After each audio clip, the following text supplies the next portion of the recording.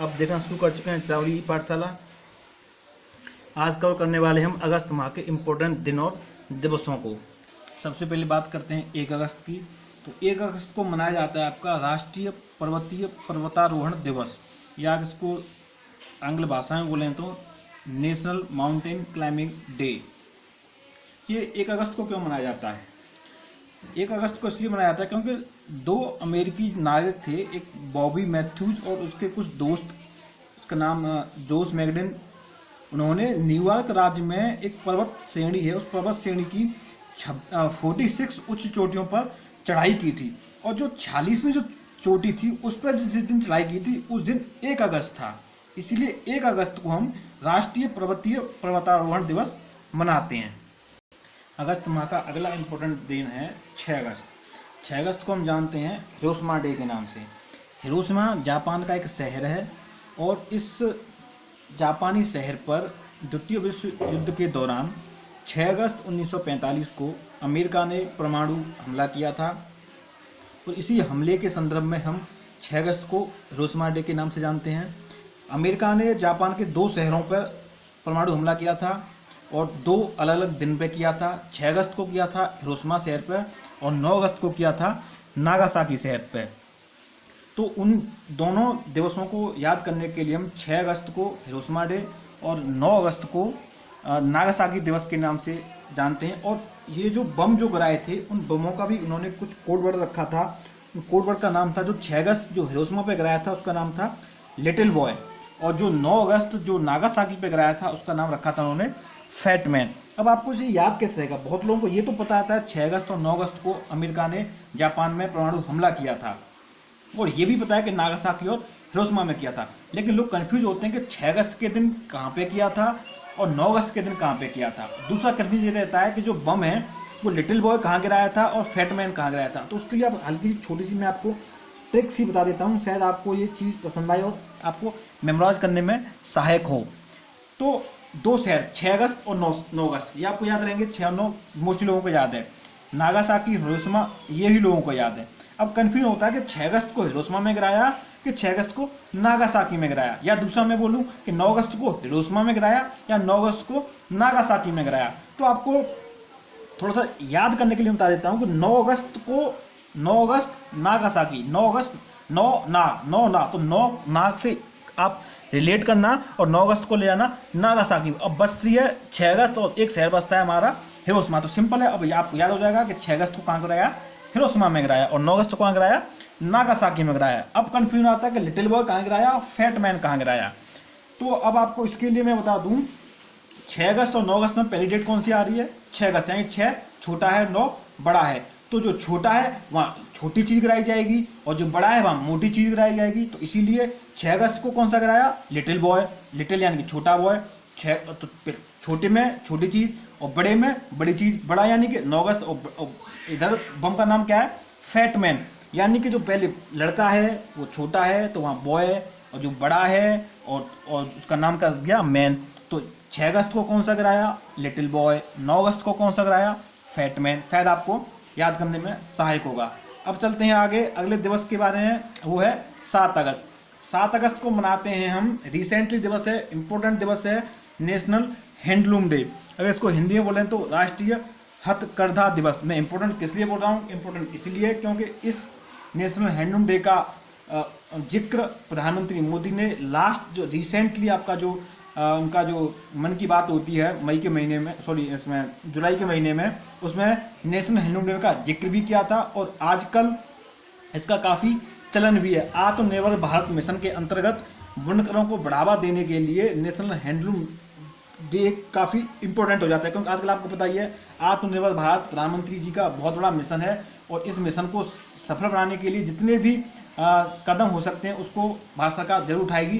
तो इस संदर्भ में मुझे यही भी लगता है कि नेशनल हैंडलूम डे आपके आने वाले एग्जाम पॉइंट ऑफ व्यू से इंपॉर्टेंट बन सकता है। अब बात आती है कि 7 अगस्त को ही क्यों? पहले तो मैं आपको बता दूं कि नेशनल हैंडलूम डे हम मना रहे हैं 7 अगस्त 2015 से, यानी कि जो पहला नेशनल हैंडलूम डे जो मनाया गया था वो मनाया गया था 7 अगस्त 2015 को। अब अगला क्वेश्चन ये होना चाहिए कि 7 अगस्त को ही क्यों? 7 अगस्त को इसलिए क्योंकि 7 अगस्त 1905 से स्वदेशी आंदोलन की शुरुआत हुई थी। अगर आपको याद हो कि बंगाल में एक हुआ था बंगाल विभाजन, और उस बंगाल विभाजन के जस्ट बाद जो आंदोलन शुरू हुआ था वो आंदोलन शुरू हुआ था स्वदेशी आंदोलन। आपसे ये भी एग्जाम पूछा जाता है कि बंगाल विभाजन के बाद कौन सा आंदोलन शुरू हुआ था। उसमें कई सारे आंदोलन होंगे, आपके असहयोग आंदोलन ऑप्शन होगा, स्वदेशी आंदोलन ऑप्शन होगा, भारत छोड़ो आंदोलन ऑप्शन होगा। तो जो आंदोलन जो सही है वो क्या है, स्वदेशी आंदोलन। और इस स्वदेशी आंदोलन की शुरुआत हुई थी 7 अगस्त 1905 से।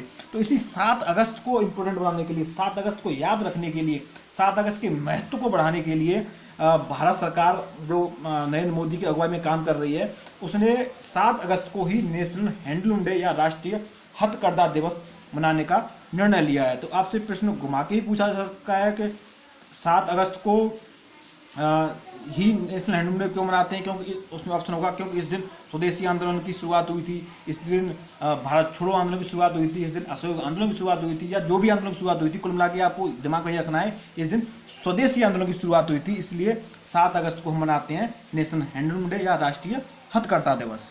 अगली इंपॉर्टेंट डेट है 9 अगस्त। 9 अगस्त को हम मनाते हैं भारत छोड़ो आंदोलन दिवस या क्विट इंडिया मूवमेंट डे। क्योंकि मैं आपको बता दूं, कहीं जगह पर आपने देखा होगा कि 8 अगस्त भारत छोड़ो आंदोलन दिवस। तो उसमें क्या है कि जो भारत छोड़ो आंदोलन की जो पटकथा तैयार हुई थी वो 8 अगस्त को ही हुई थी, लेकिन 9 अगस्त को गांधी जी को अंग्रेजों ने जेल में डाला था। तो इसीलिए इस 9 अगस्त के दिन भारत छोड़ो आंदोलन दिवस मनाया जाता है। और 9 अगस्त के दिन एक और महत्वपूर्ण घटना हुई थी भारतीय इतिहास के संदर्भ से। 9 अगस्त 1925 को काकोरी कांड हुआ था। तो काकोरी कांड दिवस भी हम बोल सकते हैं कि वो भी 9 अगस्त को मनाया जाता है। अगला 9 अगस्त को इम्पोर्टेंट है विश्व आदिवासी दिवस, इंटरनेशनल ट्राइबल डे। तो जो भी आदिवासी हैं उन आदिवासियों को महत्व को बढ़ाने के लिए, आदिवासियों को जो सभ्य समाज है उसके साथ मेलजोल बढ़ाने के लिए 9 अगस्त 1982 को यूएन की बैठक में ये निर्णय हुआ था कि हम आदिवासी दिवस मनाएंगे। तो अब आपको पता लग गया होगा 9 अगस्त को कौन कौन से दिवस हो गए। एक तो हो गया भारत छोड़ो आंदोलन दिवस, काकोरी कांड दिवस और विश्व आदिवासी दिवस। इससे पहले जब मैं 6 अगस्त के बारे में आपको बताया था तो वहां मैंने आपको बताया था कि 9 अगस्त को मनाते हैं नागासाकी दिवस। इसके बारे में आपको बता ही चुका हूँ। 9 अगस्त नागासाकी फैटमैन, तो ये द्वितीय विश्व युद्ध की घटना है 45। ये बहुत महत्वपूर्ण डेट है आपके भारतीय इतिहास के संदर्भ से भी, अभी मैं आपको आगे बताने वाला हूँ। और दूसरी बात, जो बम जो गिराए थे उनका टेम्परेचर भी कई बार आपसे पूछा जाता है। तो जो टेम्परेचर था बम का वो लगभग 4000 डिग्री सेल्सियस था। जब तो आप सोच सकते हैं वहाँ पर कितना भयंकर नुकसान हुआ होगा। अगला दिवस है 12 अगस्त। 12 अगस्त को मनाते हैं अंतर्राष्ट्रीय युवा दिवस। आपको बता दूं अंतर्राष्ट्रीय युवा दिवस अलग है, राष्ट्रीय युवा दिवस अलग है। तो जो राष्ट्रीय युवा दिवस है वो हम मनाते हैं 12 जनवरी को, और अंतर्राष्ट्रीय युवा दिवस को मनाते हैं 12 अगस्त को। और राष्ट्रीय युवा दिवस 12 जनवरी को मनाते हैं क्योंकि उसी दिन हमारे स्वामी विवेकानंद जी का जन्म हुआ था। तो उनके जन्मोत्सव के दिन हम मनाते हैं राष्ट्रीय युवा दिवस। आपका अगला है 15 अगस्त। बच्चा जानता होगा कि 15 अगस्त को भारत स्वतंत्र हुआ था। 15 अगस्त 1947 को हमें आज़ादी मिली थी। आपके एग्जाम आपसे ये कभी नहीं पूछा जाएगा कि भारत का स्वतंत्रता दिवस कब मनाया जाता है, कभी नहीं पूछा जाएगा, मैं आपको बता दूं। तो आप बोलोगे फिर हमें क्यों बता रहे हो? मैं आपको इसलिए बता रहा हूँ कि आपसे संबंध ये प्रश्न पूछा जाएगा कि 15 अगस्त के दिन भारत के अलावा कौन सा देश अपना स्वतंत्रता दिवस मनाता है। उसमें कई सारे ऑप्शंस होंगे, तो उन ऑप्शंस में से मैं आपको बता दूं कि 15 अगस्त के दिन भारत के अलावा और भी देश हैं जो अपना स्वतंत्रता दिवस मनाते हैं। उन देशों के नाम हैं कांगो। कांगो आपका अपना स्वतंत्रता दिवस मनाता है 15 अगस्त 1960 को। ये फ्रांस से आज़ाद हुआ था, तो कांगो का भी स्वतंत्रता दिवस 15 अगस्त को पड़ता है। उसके अलावा एक देश है लिंचेस्टीन। 15 अगस्त 1866 के दिन जर्मनी से आज़ाद हुआ था, तो ये भी अपना दिवस मनाता है। तीसरा देश है बहरीन।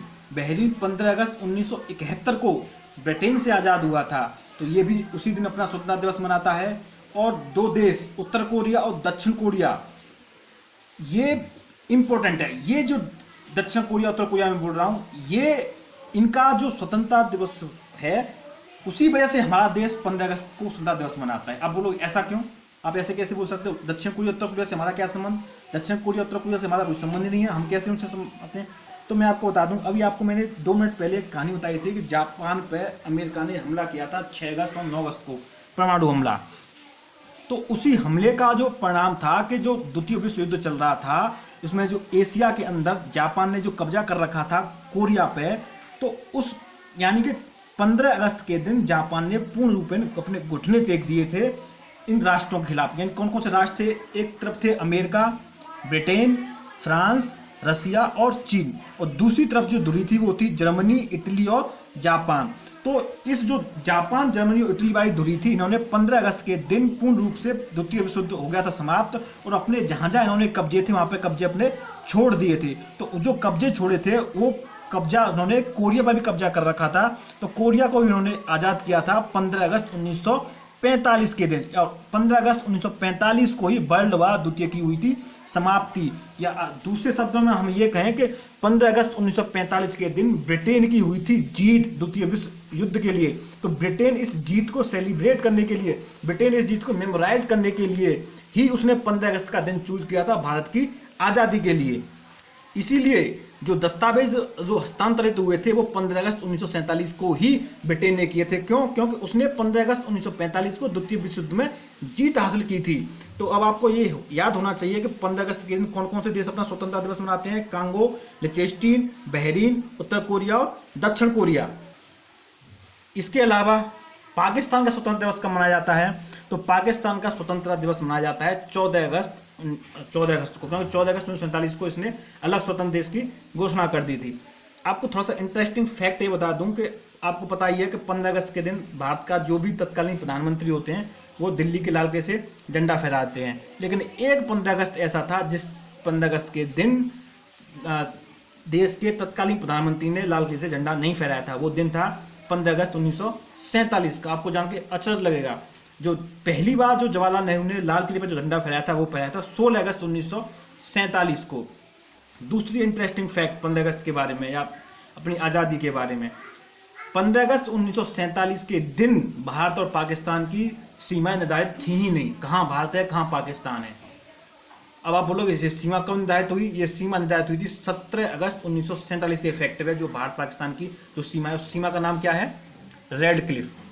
तो जो रेड क्लिफ जो अस्तित्व में आई है वो आई है 17 अगस्त 1947 से। अब बात करते हैं अगले इंपॉर्टेंट दिवस की, वो है 19 अगस्त। 19 अगस्त को मनाते हैं विश्व मानवतावादी दिवस, वर्ल्ड ह्यूमैनिटेरियन डे। क्यों मनाते हैं इस दिन को और इसी दिन क्यों मनाते हैं? 19 अगस्त 2003 को इराक की राजधानी बगदाद में, जो वहाँ पर संयुक्त राष्ट्र संघ का जो मुख्यालय है बगदाद में, वहाँ पे आतंकवादी हमला हुआ। तो इस आतंकवादी हमले के विरोध में या इस आतंकवादी हमले को बताने की भाई आप ये गलत काम कर रहे हो, लोगों को मत मारो, मानवतावादी बनो, तो उसी दिन को मेमोराइज करने के लिए 2008 से हम मना रहे हैं विश्व मानवतावादी दिवस। कब, कौन सी डेट को? 19 अगस्त को। क्यों? क्योंकि 19 अगस्त 2003 को कहाँ हमला हुआ था? इराक में, जो संयुक्त राष्ट्र संघ का जो मुख्यालय है वहाँ पर। अगली इंपॉर्टेंट डेट है 20 अगस्त। अब 20 अगस्त को मनाते हैं राष्ट्रीय सद्भावना दिवस, या इसको इंग्लिश में बोल सकते हैं गुड विल डे। क्यों मनाते हैं इस दिन? क्योंकि इस दिन हुआ था राजीव गांधी जी का जन्म। जब भी आप यूपीए कांग्रेस सरकार रही तो ये डे बहुत इंपॉर्टेंट हो जाता है। अब मैं किसी पर टिप्पणी करूंगा लेकिन आप खुद सोच सकते हो, क्योंकि सरकार का ये फोकस रहता है कहाँ से क्वेश्चन उठाना है। तो सद्भावना दिवस मनाया था आपका 20 अगस्त के दिन, या गुड विल डे, क्योंकि ये राजीव गांधी का जन्मदिन है। और 20 अगस्त को एक और चीज़ मनाई जाती है, विश्व मच्छर दिवस या वर्ल्ड मॉस्किटो डे। अब आपसे मैं एक प्रश्न ये पूछता हूँ कि राजीव गांधी के जन्म के दिन तो आपने अभी देख लिया राष्ट्रीय सद्भावना दिवस मनाया जाता है, तो राजीव गांधी की जिस दिन मृत्यु हुई थी उस दिन कौन सा दिवस मनाया जाता है? या अपने पन्ने पलट के चेक करना। अगस्त माह का इम्पोर्टेंट डे, या मैं कहूँ पूरे अगस्त महीने में जितने भी डे हमने अब तक पढ़े उसका सबसे इम्पोर्टेंट डे है वो है 29 अगस्त, 29 अगस्त। इसको मनाते हैं राष्ट्रीय खेल दिवस के रूप में। राष्ट्रीय खेल दिवस के रूप मनाने के लिए हमने 29 अगस्त का ही चुनाव क्यों किया? वो इसलिए क्योंकि 29 अगस्त 1905 को मेजर ध्यानचंद जी का जन्म हुआ था। अब आप मुझे मेजर ध्यानचंद के बारे में बताने की आवश्यकता शायद नहीं है, तो उन्हीं के जन्मदिन के दिन हम मनाते हैं राष्ट्रीय खेल दिवस। और इस राष्ट्रीय खेल दिवस के दौरान या राष्ट्रीय खेल दिवस के दिन राष्ट्रपति भवन से कुछ पुरस्कारों को वितरण किया जाता है। उन पुरस्कारों में सबसे उच्च पुरस्कार है इंडिया में, खेलों का सबसे जो बड़ा पुरस्कार है वो है राजीव गांधी खेल रत्न पुरस्कार। उसके अलावा अर्जुन पुरस्कार, द्रोणाचार्य पुरस्कार, और एक है आता है आपका जो रिसेंटली ऐड हुआ है इसमें, ध्यानचंद पुरस्कार। ये ध्यानचंद पुरस्कार 2002 से दिया जा रहा है और मैक्सिमम एक साल में 3 लोगों को हम दे सकते हैं। तो राजीव गांधी खेल रत्न पुरस्कार के बारे में प्रश्न आपसे बन सकता है कि सबसे पहले राजीव गांधी खेल रत्न पुरस्कार किसको दिया गया था, तो वो मिला था विश्वनाथ आनंद को। अगर मैं क्रिकेट के संदर्भ में बात करूं तो क्रिकेट में सबसे पहले किसको मिला है राजीव गांधी खेल रत्न पुरस्कार, तो वो मिला है सचिन तेंदुलकर को। और सचिन तेंदुलकर के बाद ये राजीव गांधी खेल रत्न पुरस्कार मिला था आपके महेंद्र सिंह धोनी को। और महेंद्र सिंह धोनी के बाद ये राजीव गांधी खेल रत्न पुरस्कार ले चुके हैं आपके विराट कोहली। और अब चौथे राजीव गांधी खेल रत्न पुरस्कार प्राप्त करने वाले व्यक्ति होंगे, वो होंगे रोहित शर्मा।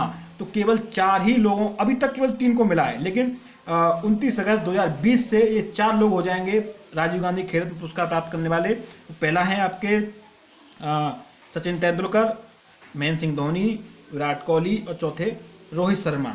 अब बात करते हैं हम अर्जुन पुरस्कार की। तो अर्जुन पुरस्कार साल भर के अंतर्गत देश की भिन्न भिन्न खेलों में उत्कृष्ट प्रदर्शन करने वाले व्यक्तियों को अर्जुन पुरस्कार दिया जाता है।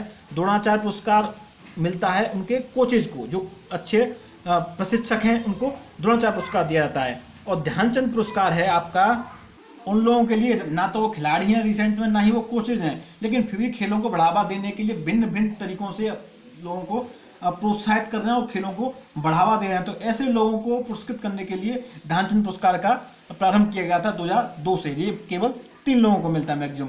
तो ये तो थे आपके पर्टिकुलर दिवस।